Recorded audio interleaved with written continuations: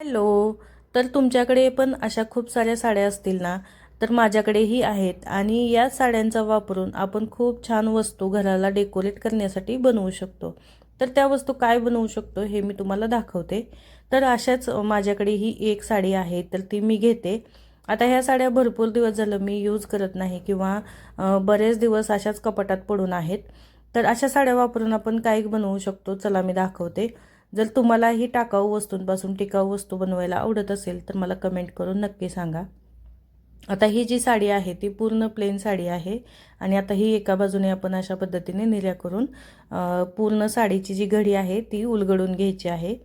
आता इथे पाहू शकता तुम्ही, मी पूर्ण साडीची घडी उलगडून घेतलेली आहे आणि ती अशी उभ्या पद्धतीने ना त्याचं असे गोल गोल एका साईडनी गोल गोल ती करून घ्यायची आहे. आता जी पुढची बाजू आहे ना त्याला असे आपण पिळे घालायचे आहेत. आता ही वस्तू बनवण्यासाठी ना आपण कोणताही सुई, दोरा किंवा कात्रीचा किंवा शिलाई मशीनचा आपण अजिबात वापर करणार नाही. फक्त व्यवस्थित साडीला पिळे घालायचे आणि ती अशी गोल गोल फिरवून घ्यायची. आता पूर्ण साडीला आपण असं गोल गोल फिरवून घेणार आहोत आणि त्याच्यापासून खूप छान असं एक वस्तू बनवणार आहोत, जे की आपल्या घराची खूप छान अशी शोभा वाढवेल. किंवा त्याच गोष्टी आपण बाजारातून विकत आणतो आणि खूप सारे असे पैसे वाया घालवत असतो. पण या वस्तू आपण आपल्या घरच्याच टाकाऊ वस्तूंपासून टिकाऊ वस्तू बनवू शकतो. आता कधी कधी ना आपण खूप साऱ्या वस्तू विकत आणतो आणि त्या वापरून वापरून आपल्याला खूप कंटाळा येतो आणि नंतर आपण त्याला पैसे घालवलेले असतात, म्हणून आपल्याला त्या वस्तू टाकूनही देऊ वाटत नाहीत.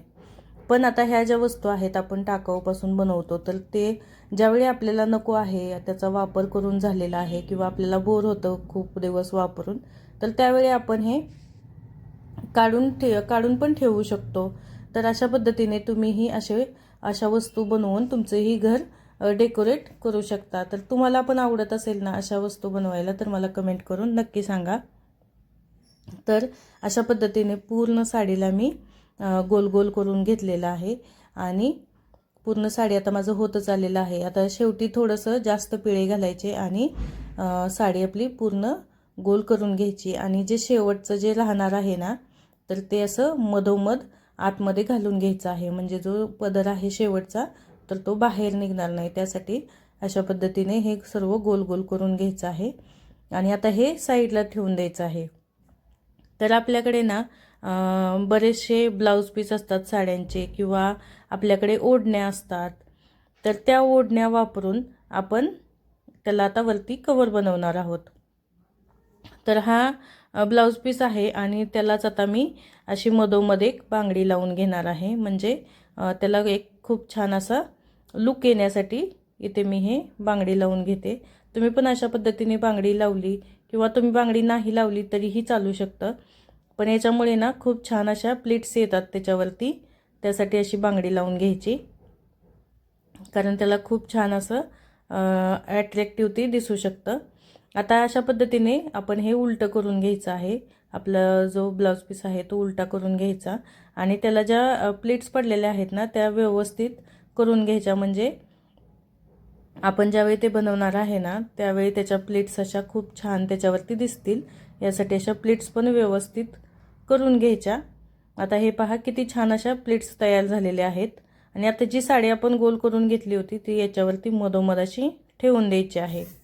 आता आपण जो ब्लाऊज पीस घेतलेला आहे ना तो पण पूर्ण असा गोळा करून घ्यायचा आहे बाहेरच्या बाजूने आणि असं सर्व एका हातात घेऊन आपण पकडून त्याचा गोल करून घ्यायचा आहे. अशा पद्धतीने जास्त लूज वगैरे पण होऊ द्यायचं नाही.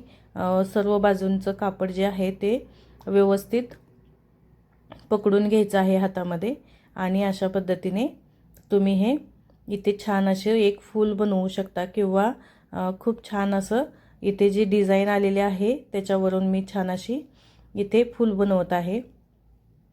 जर तुम्ही ओढणी वगैरे वापरत असाल तर ओढणीचं पण जे काही एक्स्ट्राचं कापड आहे ना ते अशा पद्धतीने घेऊन तिथे एका साईडचं कापड जास्तीचं जे आहे ते घ्यायचं आणि खूप छान असं हे करून घ्यायचं आहे.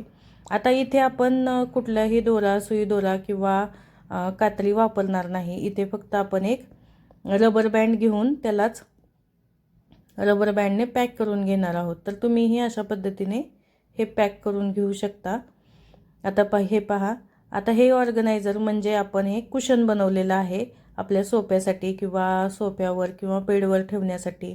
आपल्याला बऱ्याचशा गोष्टी डेकोरेट करायला आवडत असतं, तर त्यासाठी आपण हे असे कुशन्स वापरू शकतो. आता बाजारामधून जर विकत आणायचं म्हटलं तर खूप कुशन महाग असतात किंवा तेच कुशन वापरून आपल्यालाही बोर झालेलं असतं.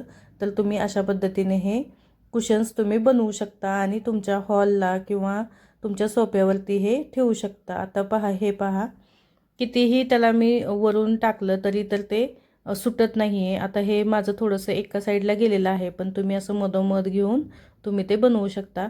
आता ह्या प्लेट्स पण व्यवस्थित करून घ्यायच्या आहेत.